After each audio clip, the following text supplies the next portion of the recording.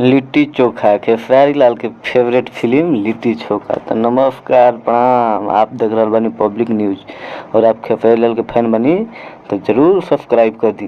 तो आप लोग को बता दी कि खेसारी लाल के बहुत ही बड़ा फिल्म लिट्टी चोखा जौन की फिल्म के इंतजार आप लोग के बहुत दिन से रहे। फिल्म अब यूट्यूब पर आ गई बा जौन हम एकदम उनका गरीबी के कहानी रियल कहानी दिखावल गई बा खेसारी लाल यादव जी के जौन उनका गरीबी के कहानी बा और हर चीज़ से परिपूर्ण फिल्म लिट्टी चोखा आ गई बा जौन की रंगीला इंटरटेन रंगीला चैनल पर बा। ठीक, तो आप लोग इंटरटेन रंगीला यूट्यूब चैनल पर जाएं और खेसारी लाल के फिल्म देखिए। एकदम कॉमेडी से थ्रिलर से भरपूर फिल्म और जो ना फिल्म में बताफा चाचा रह, संजय महानंद रह, ऐसा आर्टिस्ट रह, काजल राघवानी रह, तो फिल्म तो हिट होकबे करी।